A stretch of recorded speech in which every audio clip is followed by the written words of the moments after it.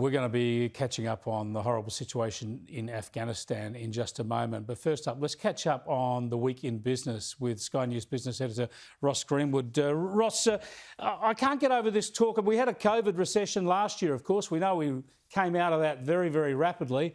We're obviously going to get at least one quarter of negative growth, as we say, this year. What do you think the chances are of the country facing a double-dip COVID recession? Well, let's be honest, the second quarter that you'd need for a recession, an official recession, shall we say, starts on September 1. Now, Sydney and Melbourne are still going to be in lockdown then, and presumably for some time longer. Remember that it's costing around $1 billion a week while the lockdown takes place, and probably that's ratcheting up. The longer it goes, the fewer people are going to be attached. Now, a second thing that's happening right now is iron ore prices. Here's what's going on as we speak. So the iron ore price overnight was down by 15%. Now, the government, to be honest, wasn't banking on the iron ore price being $200 a tonne or $230 a tonne as it was going back in May this year. But have a look at that. Since May, it's fallen by 44%. Wow. Now, the fact is that if you look then subsequently today, or in fact, I've gone this week with these numbers here, this is BHP, Rio Tinto, Fortescue, the three big iron ore miners in Australia. So BHP shares, after having announced it was getting rid of its petroleum division and merging that with Woodside, it's down by 16% this week. Rio Tinto's down by 10%, Fortescue down by nearly 9%. So you can see the amount of wealth and value that's been actually dropped through that alone has been pretty significant. Now, it's interesting because we actually spoke this week with David Lamont, who's the Chief Financial Officer of BHP, just talking about iron ore, the impact, why it's happening. Here's a little what he had to tell us. That fall from 220 down to where we are today has largely been a result of what China has done.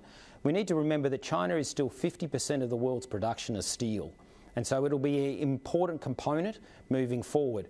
Certainly, over that medium to longer term, we would expect iron ore prices to come back further, but certainly that is what is in our underlying business assumptions.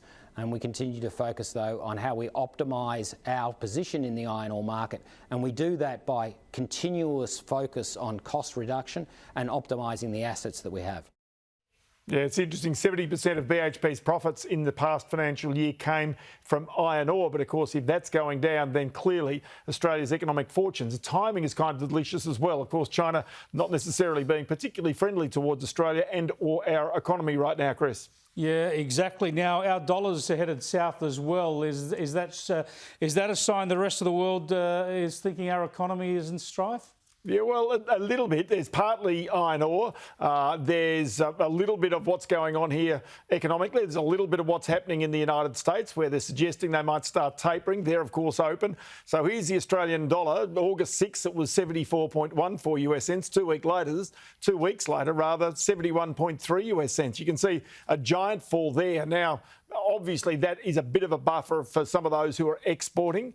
It's not great if you're importing something. Of course, the other interesting part about a lower dollar is it's inflationary because we do import cars, we do import a whole bunch of machinery, we do import computers, electronic gear, health gear as well. And so, this adds to this story that maybe over a period of time, there is a little bit more inflation that creeps here into Australia.